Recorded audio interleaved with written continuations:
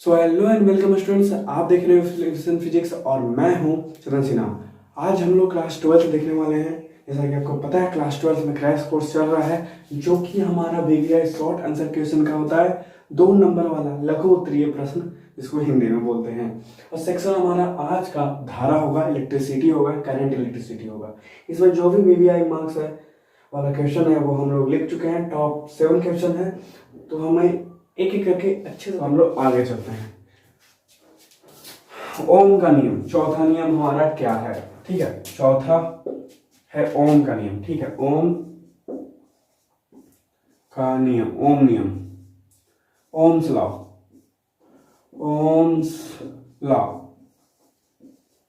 एक ओम वैज्ञानिक थे जिन्होंने ओम्स लॉ दिया। ठीक है, बस उन्हीं के नाम पर ये रख दिया गया ओम्स लॉ। ठीक है, देखिए ओम्स लॉ क्या बोलता है। हमारा ए पेन हो गया एक्सपायर लगता है तो ठीक है, जोर से पाठ हम लोग ओम का नियम देख रहे हैं। ओम का नियम क्या होता है कि भैया किसी भी चालक में यानी वायर में नियत ताप पर, यानी ताप क्या होना चाहिए? नियत होना चाहिए। नियत ताप पर यानी नियत टेम्परेचर पर। तो ये पेन को हम लोग साइड में रखते हैं, क्योंकि बहुत ही खराब चल रहा है। तो ये देखिए, तो हमने क्या बोला कि ओम का नियम क्या है कि किसी चालक में यानी वायर में नियत ताप पर यानी टेम्परेचर क्या होना चाहिए? कांस्टेंट होना चाहिए। यानी ऐसा टेम्परेचर हो जो ना बदले ना घटे ना बढ़े, मतलब एकदम नियत होना चाहिए, बराबर होना चाहिए। उसमें चालक में जो धारा होगी वो धारा क्या होगी? विभवांतर के समानुपाती होगी।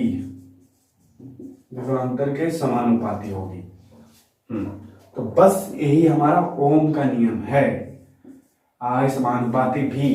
तो हमने क्या बोला, ओम का नियम क्या है? तो ओम वैज्ञानिक का है, इन्होंने एक नियम दिया जिसे ओम्स नियम कहते हैं। यह संबंध दर्शाता है धारा और विभवांतर के बीच। तो किसी चालक में, वायर में नियत ताप पर यानी टेम्परेचर क्या होना चाहिए? रूम टेम्परेचर भी बोल सकते हैं, नहीं तो नियत ताप पर टेम्परेचर कांस्टेंट होना चाहिए। और उस वायर में क्या हो? धारा हो, तो वह विभवांतर के समानुपाती होगा, यानी I समानुपाती भी। इसे ही ओम का नियम कहते हैं। होप आप लोग समझ चुके होंगे। ठीक है, बहुत ही सिंपल है कि चालक में नियत ताप पर धारा समानुपाती विभवांतर है, ओम नियम कहलाता है। ठीक है, तो होप आप लोग समझ चुके हैं। कुछ नहीं है भैया, हमारा एक धार है। अब इसमें क्या होगा, हमने करंट दिया। अब करंट दिया तो कुछ ना कुछ वोल्टेज आएगा। करंट मान लीजिए 5 एम्पीयर दिया, तो करंट मान लीजिए 110 वोल्ट आ गया, या बहुत ज्यादा हो जाएगा, लेकिन 2 एम्पीयर दिया तो मान लीजिए लगभग 200 वोल्ट आ गया। 200 वोल्ट आया तो अगर धारा बढ़ेगी तो विभवांतर भी क्या होगी? बढ़ेगी। हाँ, और यदि धारा क्या होगी? बढ़ेगी, तो विभवांतर भी क्या होगी? बढ़ेगी। लेकिन धारा क्या होगी? घटेगी, तो विभवांतर भी घटेगी। बस यही है समानुपाती का मतलब। समझ गए आप लोग?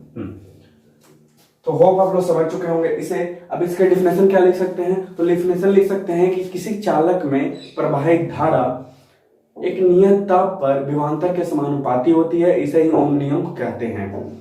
इसके अनुसार जब धारा बढ़ेगी तो विभवांतर भी बढ़ेगी, धारा घटेगी तो विभवांतर भी घटेगी। बस इसे ओम का नियम कहते हैं। अर्थात करके आप लोग ए वाला लिख सकते हैं।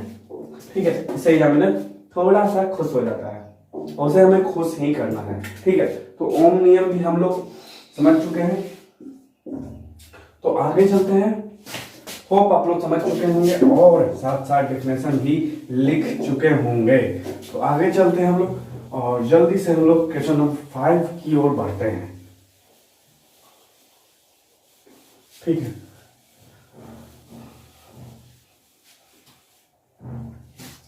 ठीक है, क्वेश्चन नंबर 5। क्वेश्चन नंबर 5 क्या है? चालकत्व और चालकता। चालकत्व और चालकता इसको बोलते हैं कंडक्टिविटी और चालकता। ठीक है, तो छोड़िए इंग्लिश से मतलब नहीं है, हमें हमें मेन टॉपिक को समझना है। कंडक्टिविटी तो समझते हैं हम लोग इसको अच्छा से। ठीक है, अब देखिए होता क्या है, हम लोग समझते हैं कि होता क्या है। चालकत्व, आप लोग प्रतिरोध के नाम सुने होंगे, प्रतिरोध के नाम सुने होंगे। ठीक है, प्रतिरोध क्या होती है, किसी भी पदार्थ में मतलब कोई भी पदार्थ ऐसा हो जो विद्युत धारा को क्या करे, रोकती हो, रोकने की चेष्टा करते हो, उसे प्रतिरोध कहते हैं। सिंपल। तो प्रतिरोध क्या है, चालक तो वो कहती है कि हम प्रतिरोध के क्या है, उल्टा हैं, हम प्रतिरोध के क्या है, उल्टा हैं। तो प्रतिरोध के उल्टा है कौन, चालकत्व। प्रतिरोध के उल्टा कौन है, चालकत्व। ठीक है, प्रतिरोध के उल्टा कौन है, चालकत्व। यानी चालकत्व उसे कहते हैं जो प्रतिरोध का उल्टा होती है। प्रतिरोध का उल्टा कहने का मतलब देखिए, अधिकतर बुक में हमारा डेफिनेशन कुछ ऐसा ही मिलता है कि भैया प्रतिरोध का उल्टा होगी चालकत्व। पर समझने की कोशिश करें तो इसका चालकत्व क्या है, हमारा इसका क्या बोलते हैं, इसका शब्द में ही मतलब छुपा हुआ है कि चालकत्व क्या होती है, चालकता की गुण होती है। हाँ, चालक जो होता है उसका जो गुण होता है, जो जिससे कारण करंट पास होता है, उसे हम लोग चालकत्व कहेंगे। ठीक है, मतलब ये क्या है, गुण है, गुण है। ठीक है, ऐसे हम लोग समझ सकते हैं इसका शब्द से मतलब, क्योंकि साइंस में अधिकतर वर्ड को हम क्या करेंगे, ध्यान देखेंगे तो मतलब समझ में आ जाता है। अब इसका फॉर्मूला ए रहा, यानी चालकत्व को अगर हम बोले कि चालकत्व को हम अगर सी से दर्शाएं तो 1 प्रतिरोध का इसका फॉर्मूला हो जाएगा। ठीक है, इसका फॉर्मूला हो जाएगा। और इसका ए सही मात्रक सीमेन होता है। ठीक है, इसका ए सही मात्रक सीमेन होता है, और इसका ऐसा मात्रक हम लोग एक बोल सकते हैं कि ओम का ओम इनवर्स होता है, ओम इनवर्स होता है। तो इसका ए सही मात्रक ए हो गया हमारा।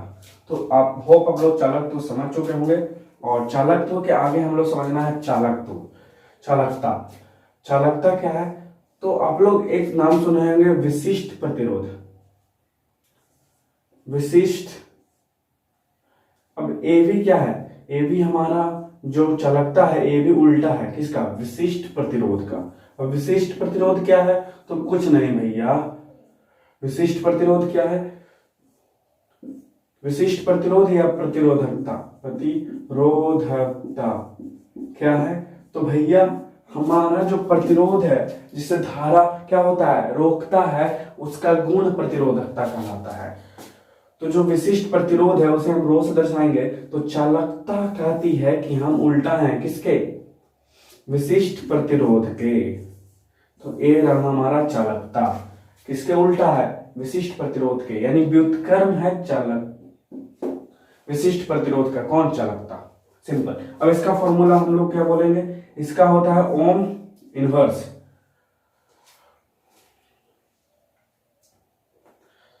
अब ओम इनवर्स हो जाएगा इसका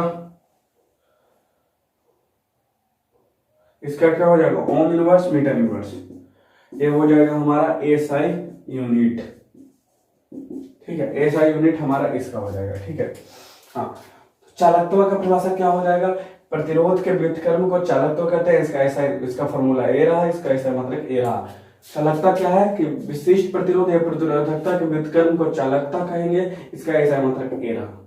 और ये दोनों क्या है, अदिश राशि है। तो इस समय आप दिमाग नहीं लाइए, जहां पे सदिश राशि होगा मैं खुद बता दिया करूंगा कि यहाँ पे सदिश राशि है, और जहां पे नहीं है कोई दिक्कत नहीं है भैया, आपको नहीं भेजा दिया तो कोई मतलब नहीं है। ये सब पूछने वाला भी नहीं है कि अदिश है कि सदिश है। ठीक है, ये सब 10th का बात है, तो ऐसा आपको पूछना ही नहीं है। हाँ, पूछा गया तो भैया इसका विमा पूछ सकता है, तो आप लोग विमा निकाल लीजिएगा, प्रतिरोध का विमा निकालिएगा तो चालकता निकल जाएगा, चालकता का निकालिएगा तो सीधा प्रतिरोध का निकालिएगा, फिर प्रतिरोधकता का निकल जाएगा, और प्रतिरोध का निकलेगा तो चालकत्व का निकल जाएगा, और प्रतिरोधकता का निकल जाएगा तो चालकता का निकल जाएगा।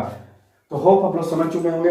इसको करते हैं इरेज और आगे बढ़ते हैं हम लोग अपने नेक्स्ट क्वेश्चन के लिए, ठीक है।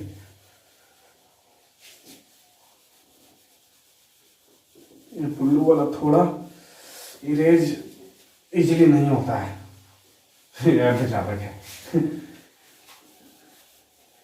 तो होप आप लोग जितने भी क्वेश्चन हैं वो समझ रहे होंगे और लिख भी रहे होंगे, क्योंकि समझ लीजिएगा तो लिख भी लीजिएगा, क्योंकि एग्जाम में आपको लिखना है। तो एक दो बार अगर आप रिवीजन कर लीजिएगा तो आप लोग लिख सकते हैं, ठीक है।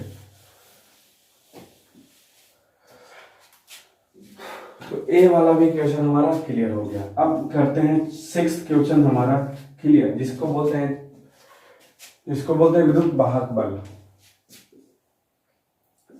विद्युत वाहक बल, विद्युत वाहक बल, विद्युत वाहक बल, ठीक है। विद्युत वाहक बल क्या है? कुछ नहीं है जी, विद्युत वाहक बल सबसे आसान बल है। देखिए, जैसे कि हम जानते हैं कि विभवांतर क्या है? विभवांतर क्या है? धारा को मापती है। धारा को एक तरह से क्या दो विभवों के अंतर को विभवांतर कहते हैं, सिंपल। हाँ, जैसे क्या होती है, जैसे विभवांतर होती है, विभवांतर क्या होती है? हमारा धारा से रिलेटेड होती है, यानी क्या होता है, एक छोर से धनावेश लाती है दूसरे छोर तक, अनंत बिंदु से दूसरे बिंदु तक लाती है, उसे हम विभवांतर कहेंगे। ये वी होती है, ठीक है। हाँ, लेकिन अगर हम बात करें विभवांतर का, तो वह धारा से कनेक्शन होती है। जहां पे धारा की बात होगा वहां पे विभवांतर की बात होगा। धारा मतलब क्या?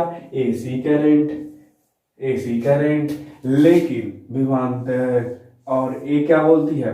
विद्युत वाहक बल बोलती है कि जहां पर सेल का बात होगा, सेल मतलब क्या? बैटरी की बात होगा, वहां पर हम आ जाएंगे। कौन? विद्युत वाहक बल। अब इसे हम लोग ई से दर्शाते हैं, ठीक है, ई, ठीक है, ई।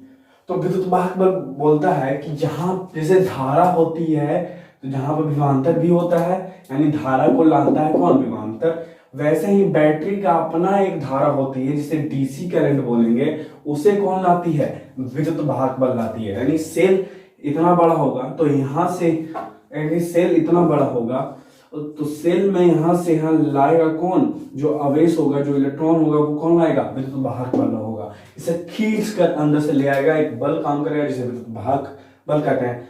लिखा भी हुआ है, देखिए, विद्युत वाहक बल एक और समझ सकते हैं हम लोग सिंपल से, कि सेल या बैटरी में जो बल विद्युत को वाहक करता हो उसे हम लोग विद्युत वाहक बल कहते हैं। तो सिंपल होप आप लोग समझ चुके होंगे।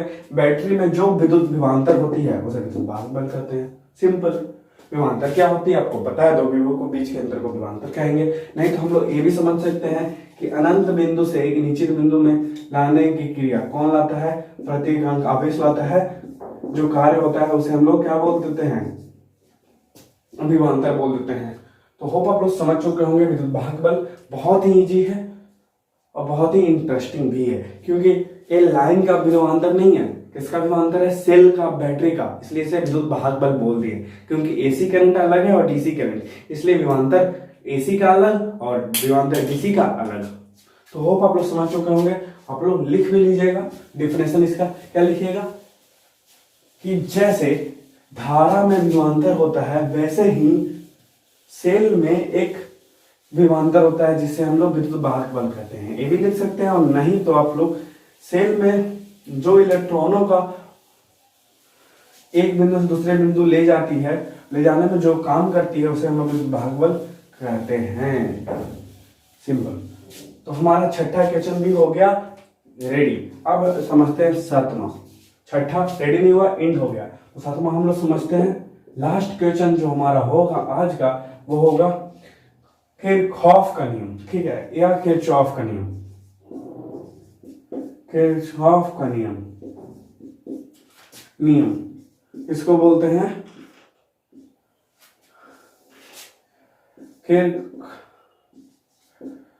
किरचॉफ लॉ, ठीक है। तो ये हम लोग समझेंगे, ठीक है।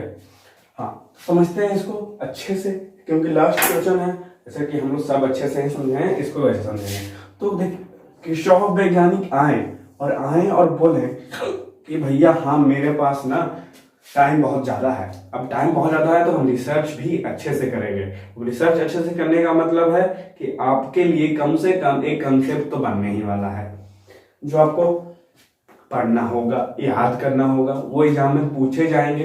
अब पूछे जाएंगे तो किरचॉफ या किरचॉफ वैज्ञानिक आए और आके हमारा कंसेप्ट दे दिए। कंसेप्ट क्या दिए? वो बोले कि भैया ओम वैज्ञानिक आए थे, धारा विभवांतर ही बताए। तो हम कुछ एक्स्ट्रा बताएंगे। क्या एक्स्ट्रा बताएंगे? कि धारा तो बतेबे करेंगे, साथ साथ विभवांतर भी बतेबे करेंगे,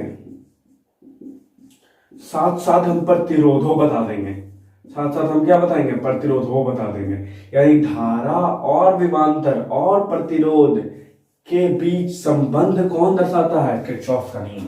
तो एक नियम है, किरचॉफ वैज्ञानिक ने एक नियम दिया जिसमें धारा, विभवांतर और प्रतिरोध के बीच जटिल क्या होता है? कॉम्प्लेक्स होता है। जटिल यानी कॉम्प्लेक्स, यानी थोड़ा सा मुश्किल नियम दिया, जिसे हम लोग किरचॉफ नियम कहते हैं। अब ओम का नियम क्या है? बहुत ही इजी है भैया। धारा क्या हुआ? समानुपाती हुआ किसके? विभवांतर के। इतना इजी है, बच्चा समझ जाएगा। लेकिन थोड़ा सा जटिल हुआ, कौन? किरचॉफ का नियम। लेकिन आप लोग को टेंशन नहीं लेना है, क्योंकि आपके आंसर यहाँ पर है और आपका कोई भी कंसेप्ट मुश्किल यानी जटिल या कॉम्प्लेक्स नहीं होने वाला है गारंटेड। तो भूल जाइए कि जटिल होगा, कॉम्प्लेक्स होगा। आप लोग को अभी मैं बताता हूं कैसे। देखिए, किरचॉफ वैज्ञानिक आए और दो नियम दे दिए। अब दो नियम दे दिए तो भैया क्या लगता है आपको कि पढ़ना होगा दोनों? यस, दोनों ही पढ़ना होगा। बट हम लोग पहला पढ़ेंगे, जिसे बोलते हैं किरचॉफ का प्रथम नियम यानी फर्स्ट लॉ, जिसको बोलते हैं प्रथम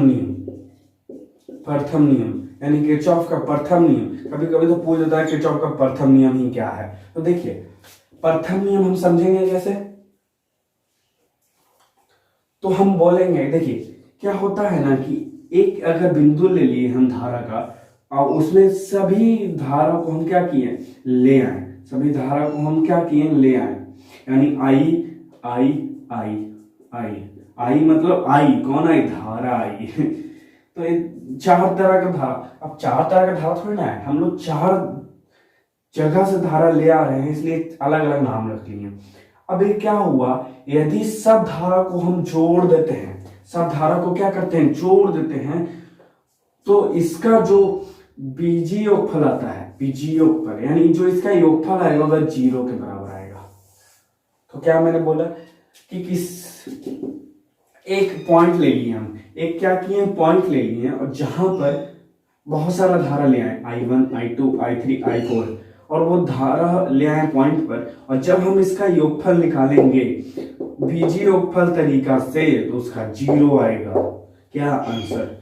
तो ये रहा हमारा फर्स्ट लॉ। तो फर्स्ट लॉ, प्रथम लॉ क्या बोलता है किरचॉफ का? इसको हम लोग समझ चुके होंगे, होप आप लोग। बहुत ही इजी है। यानी कोई भी धारा आएगा चाहे 5 तरह से, चाहे 5 जगह से, तो उसका बीजीय योगफल 0 के बराबर होगा। तो इसको डिफिनेशन कैसे बोल सकते हैं कि भैया किसी भी चालक के किसी जाल में या बिंदु पर कुल धारा, सभी धारा का बीजीय योगफल 0 के बराबर होता है। इसे ही किरचॉफ का प्रथम नियम कहते हैं। इसे बिंदु का नियम भी कहते हैं, क्योंकि इसमें बिंदु आ गया है। ठीक है, इसमें धारा का नियम भी कहते हैं, इसमें धारा आ गया। तो आप लोग प्रथम नियम समझ चुके होंगे बहुत ही अच्छे तरह से। ठीक है, तो आगे चलते हैं। इसमें सेकंड नियम हमारा बोलता क्या है? सेकंड लॉ यानी द्वितीय नियम। ठीक है, द्वितीय नियम क्या बोलता है? द्वितीय नियम कुछ नहीं बोलता है। द्वितीय नियम बोलता है कि भैया यहाँ पर बीजीय योगफल होगा। अब बीजीय योगफल होगा किसका? बीजीय योगफल होगा क्या? देखिए, धारा तो हमने ले लिया, बचा क्या? विभवांतर और प्रतिरोध, विभवांतर या प्रतिरोध। तो हमने बोल दिया विभवांतर का योगफल होगा। तो हम लोग ये भी बोल सकते हैं कि भैया द्वितीय नियम में क्या बताया? किरचॉफ वैज्ञानिक ने बताया कि जो विभवांतर है उसका बीजीय योगफल 0 के बराबर होगा। लेकिन कोई बोल देता है कि गलत है। तो हम बोले कहाँ से गलत है भैया, द्वितीय नियम, किरचॉफ का द्वितीय नियम क्या बोला कि विभवांतर क्या होता है, विभवांतर का बीजीय योगफल शून्य के बराबर होता है। जैसे धारा का योगफल बीजीय योगफल शून्य के बराबर होता है, वैसे ही एक कोई बुक बोलता है कि हम ई नहीं बताएंगे, ई नहीं बताएंगे, तो हम भी बोलेंगे हम ई नहीं बताएंगे। लेकिन आपको याद ना रहे तो आप लोग सीधा याद रखिए किरचॉफ का नियम दो होता है, पहला धारा का बीजीय योगफल 0 हो, दूसरा विभवांतर का योगफल 0 हो। तो हमने ये भी बोल दिया कि भैया ये भी आप लोग ना याद रखिए तो कोई बात नहीं, अच्छी बात है, लेकिन एग्जाम में अगर जो बताने वाला हूं वो याद ना रहे, ये याद रहे तो आप ये भी लिख सकते हैं, नंबर नहीं कटेगा, ठीक है। क्योंकि कान को छूने का बहुत तरीका होता है, एक ऐसे नहीं तो एक ऐसे घुमा कर भी हम लोग छू सकते हैं, ठीक है। तो दोनों तरीका हो सकता है हमारे पास, ठीक है। अब देखिए इसका ई नहीं होगा तो कौन होगा, ई नहीं होगा तो हमारा होगा कि जो बीजीय योगफल है वो आई आर किसके बराबर रखता है, बीजीय योगफल भी के। ये बोला है कि भैया जो धारा और प्रतिरोध का गुणनफल होगा, जो धारा और प्रतिरोध का गुणनफल होगा और उसका जो बीजीय योगफल होगा वो बीजीय योगफल बराबर होगा विभवांतर के। तो सिंपल बोला है। तो आप लोग समझ चुके होंगे धारा और प्रतिरोध का गुणनफल विभवांतर के बीजीय योगफल के बराबर होता है। तो किरचॉफ का दूसरा नियम क्या है, इसका डिफिनेशन हम लोग कैसे लिख सकते हैं कि किसी चालक का धारा और प्रतिरोध के गुणनफल के बीजीय योगफल विभवांतर के बीजीय योगफल के बराबर होता है। इसे हम किरचॉफ का द्वितीय नियम कहते हैं, नहीं तो इसे विभवांतर का नियम भी कहते हैं क्योंकि इसमें विभवांतर आ गया है, ठीक है। तो होप आप लोग इतना कुछ समझ चुके होंगे, बहुत ही अच्छे से डेफिनेशन लिख लिए होंगे, टॉपिक को समझ गए होंगे। तो फिलहाल इस वीडियो में इतना ही। आप बने ही हमारे साथ, देखते रहिए विजन फिजिक्स, और इस चैनल को सब्सक्राइब जरूर कर दीजिएगा और अपने दोस्तों के साथ इस वीडियो को शेयर कर दीजिएगा, क्योंकि आपका एक दो व्यूअर्स हमें मोटिवेट और डिमोटिवेट करता है। इसलिए कभी कभी वीडियो नहीं आती है क्योंकि हम डिमोटिवेट हो जाते हैं, ठीक है। तो आपका लाइक और व्यूअर्स हमारा मोटिवेशन है, तो शेयर कीजिए इस वीडियो को और लाइक कीजिए। Thanks for watching.